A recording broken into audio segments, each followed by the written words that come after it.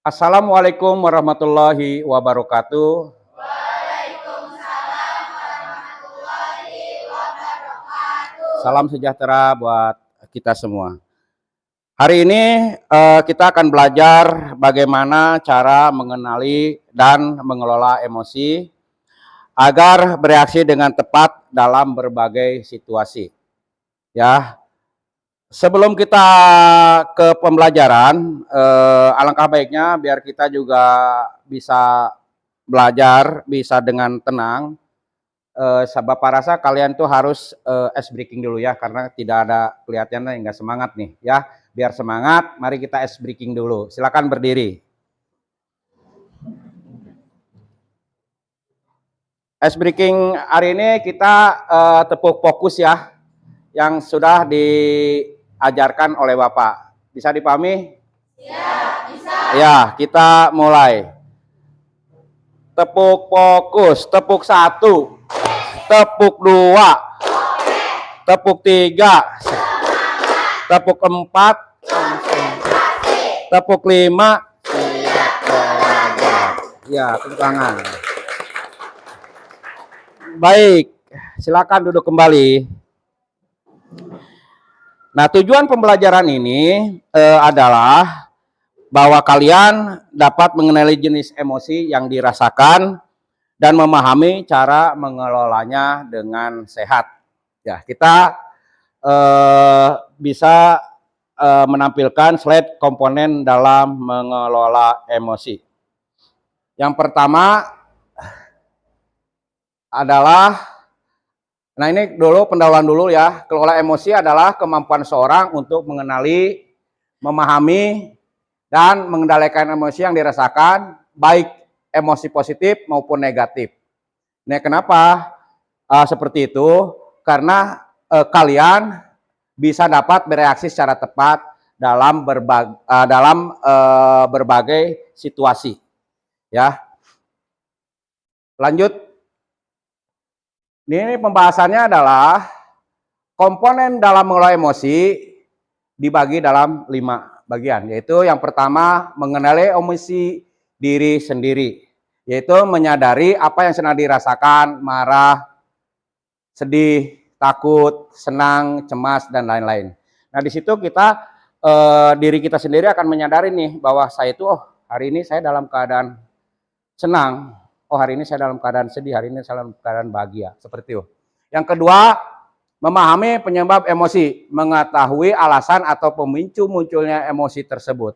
Kenapa sih emosi itu bisa muncul? Ketika kita dalam keadaan takut, dalam keadaan sedih, dalam keadaan jijik, itu pasti akan muncul dengan sendirinya terhadap diri kita. Seperti itu ya. Yang ketiga, menyalurkan emosi dengan cara sehat. Misalnya, berbicara dengan orang yang dipercaya, menulis jurnal, meditasi, atau olahraga. Nah, menyalurkan emosi secara sehat, ketika kita dalam keadaan marah, maka yang kita kontrol adalah kita harus menarik napas dan menghembuskannya secara perlahan. Ya, kenapa seperti itu? Karena di otak kiri kita itu dia akan memproses nih. Karena emosi itu sangat berbahaya sekali kalau kita tidak bisa mengendalikannya.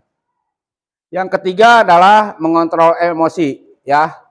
Jadi pengontrol reaksi emosi itu tidak langsung bereaksi negatif seperti berteriak atau menyerang, tetapi menenangkan diri terlebih dahulu. Kalau kita ada slack antara teman, ketika kita tidak bisa melawan itu teman, agar supaya tidak terjadi keributan, silakan kalian meninggalkan dia.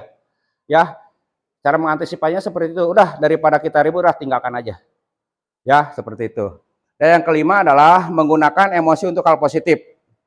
Contohnya adalah menjadikan emosi sebagai motivasi untuk memperbaiki diri atau memperkuat hubungan dengan orang lain. Seperti itu. Next.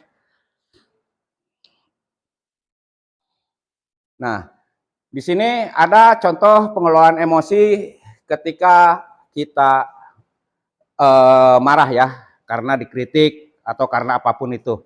Ya, saat marah karena kritik, tidak langsung membalas dengan emosi, tetapi mendengarkan dulu dan menenangkan diri. Jadi ketika kita dikasih tahu nih, wah bahwa kamu itu sebenarnya, kamu jangan langsung teriak, nggak bisa Pak, jangan ya. Tapi kalian kelola dulu nih diri kalian sendiri. Benar nggak sih kritikannya seperti itu? Itu kritik yang kadang-kadang emang kalau kita merasa benar dikritik apapun, pasti kita akan marah.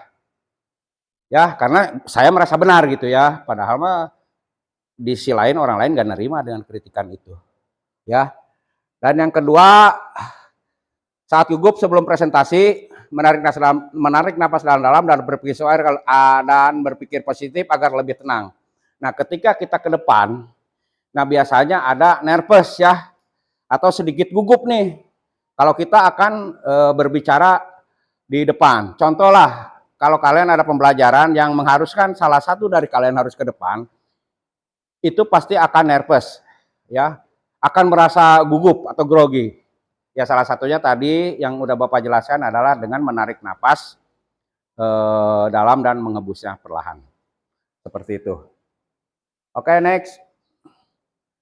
Nah, jenis-jenis dasar emosi ini ada 6 ya. Yang pertama senang atau joy, bahagia, puas, lega. Bagian otak yang dominan adalah biasanya di otak prefrontal kiri. Dopamin meningkat ya. Ketika kita emosi senang itu semua akan meningkat ya. Pasti itu secara otomatis, secara emosional. Sedih atau sad ya, kecewa, kehilangan, patah hati. Bagian otak dominan amigdala dan hipokampus, memori emosional.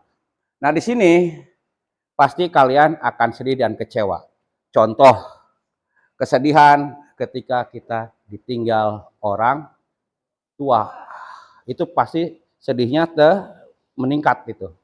Dan yang kedua, yang paling mudah adalah kehilangan uang jajan. Pasti kalian sedih nggak dikasih sama orang tua, bener nggak? Nah, nanti kalian di sekolah, yang lain jajan, kalian cuman ngelamun. Ya, itu pasti akan meningkat emosinya. Yang ketiga adalah yang sering kalian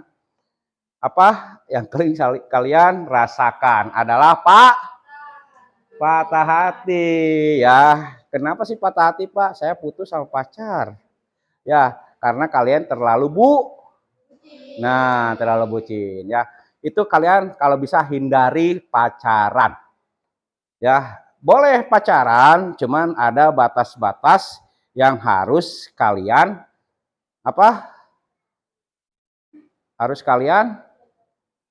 jaga ya, ada batas-batas normanya ya, seperti itu. Yang ketiga adalah marah, angry bird, jengkel, frustasi, dendam, amigdala dan hipotalamus atau respon tubuh cepat. Jadi kalau marah itu bukan hanya otak aja tuh, jadi seluruh tubuh juga akan meningkat karena kemarahan kita ya. Kadang kita gimana sih, wah jengkel dah, kadang pengen mukul, pengen apa ya. Karena apa? Kejengkelan, frustasi atau ada dendam di dalam hati kita. Ya, karena itu akan mengakibatkan respon tubuh yang sangat cepat. Ya, ketika kita dalam keadaan marah. Nah, yang keempat adalah takut. Takut itu akan dengan perasaan cemas, panik, dan waspada. Ya, karena ketakutan kita cemas nih. Ini ada apa sih? Ya, padahal sebenarnya kadang-kadang juga itu hanya dirasakan oleh kita, belum tentu juga itu kejadian kan begitu ya. Tapi udah cemas duluan. Dan panik. Ketika ada suara apapun nih yang mengakibatkan kalian merasa karena saking ketakutannya nih, kalian akan panik nih. Ya, contoh seperti begini, kalau kita tenggelam misalnya ya, karena kepanikan kita, rumput yang ngambang aja kalian akan raih. Nah, dibiasakan kalian ketika ada rasa takut jangan terlalu panik duluan, ya. Karena orang panik itu seperti itu. Bukannya kita meraih yang kita pegangan yang benar, rumput yang di ini aja pasti kalian raih, padahal itu kan nggak ada kekuatan. Makanya ketika kalian takut jangan terlalu panik, ya. Terus waspada nih. Boleh kita takut, tapi dengan kewaspadaan.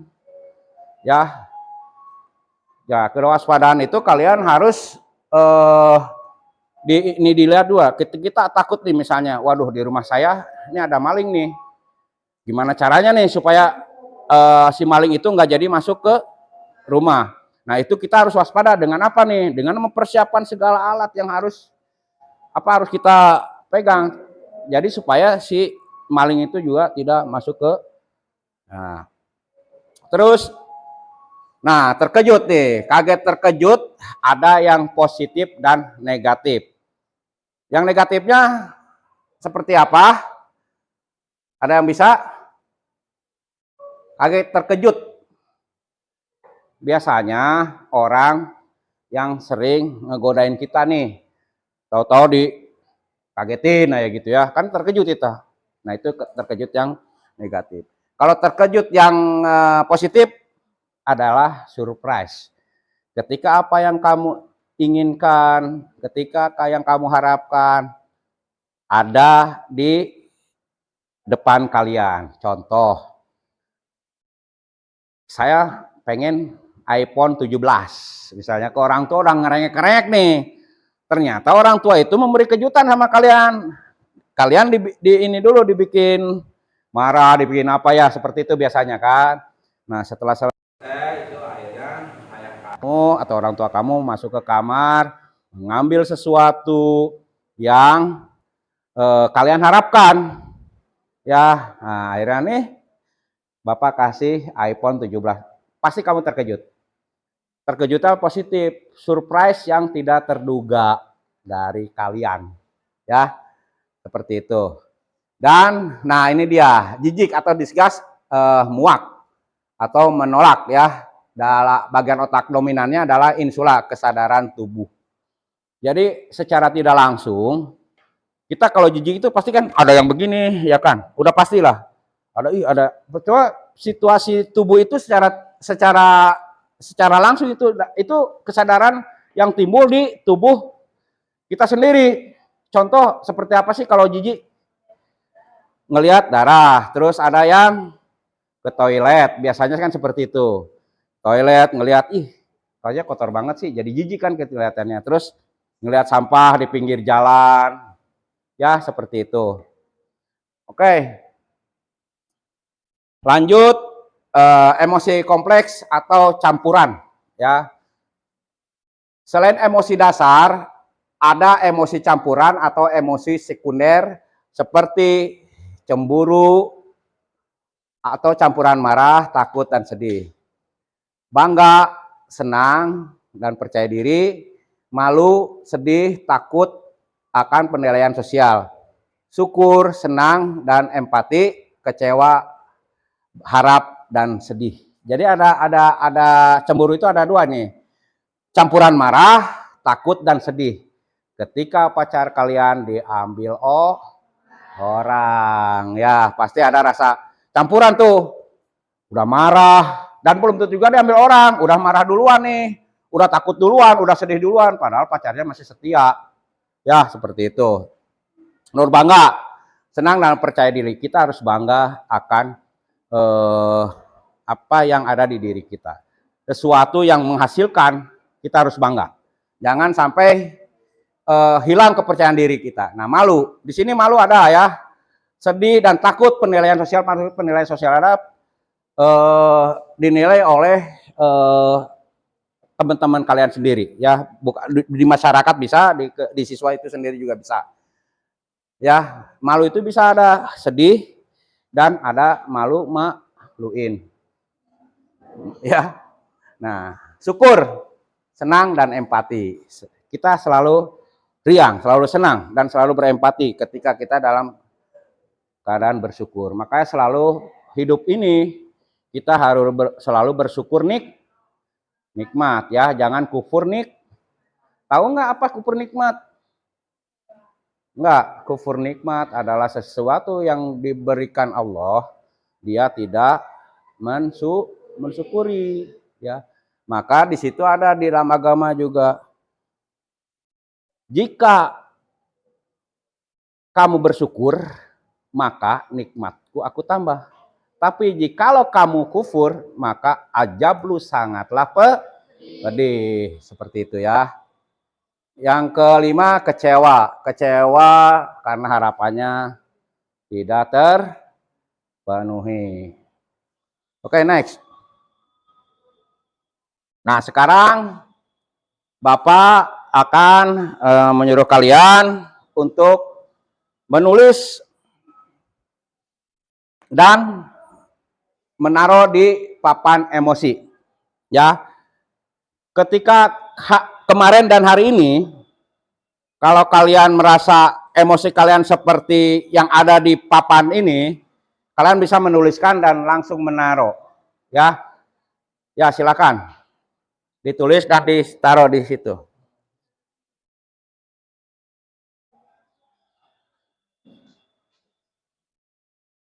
Oke, sudah, silakan. Gantian yang sudah. Gantian ya. Ya. Dalam keadaan senang. Silakan. Satu-satu ya, apa-apa. Ya.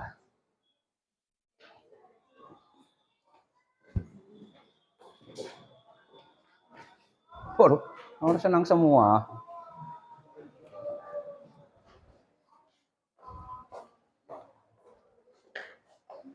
Ya. Silakan yang lainnya.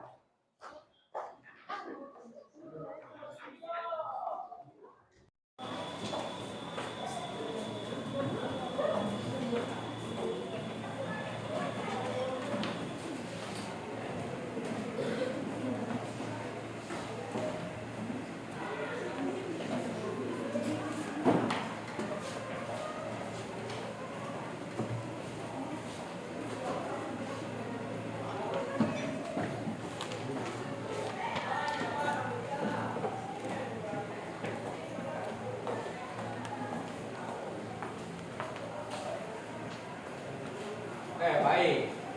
Bapak akan menganalisa dari ke-6 ini. Bapak akan hitung dulu nih, yang banyak, yang senang sama sedih. Ya, Bapak hitung dulu. Yang senang 1, 2, 3, 4, 5, 6, 7, 8, 9, 10, 11, 12. Yang sedih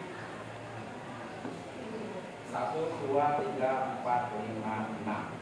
Bapak akan panggil kalian satu-satu, yang ke depan, yang bahagia, yang senang. Coba Citra dulu. Mana Citra? Ya, silakan.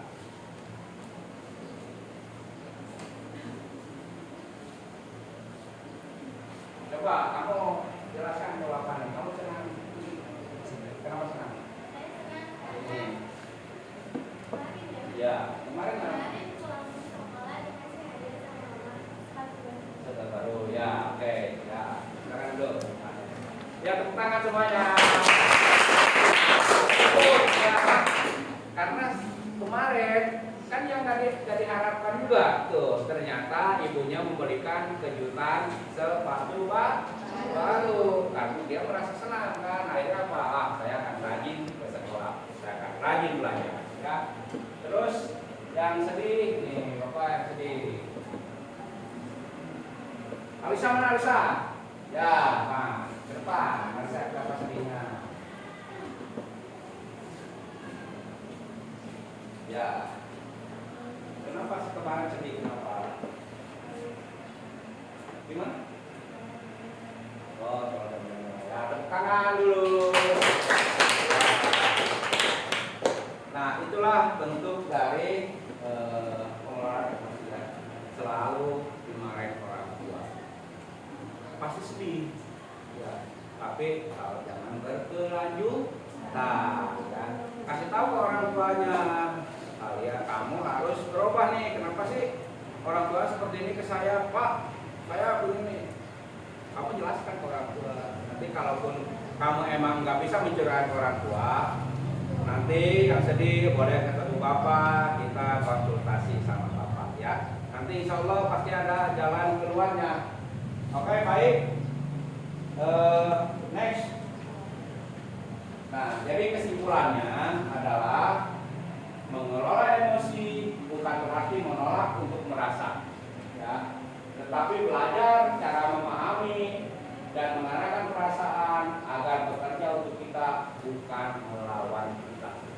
Ya, jadi segala sesuatu emosi itu jangan dilawan, ya, jangan. Tapi kita harus bisa bekerja nih kalau perasaan kalian, jangan sampai didominasi dengan emosi kalian, ya. Seperti itu. Jadi setiap emosi adalah pesan dari kita, dengarkan, pahami, dan arahkan dengan bijak.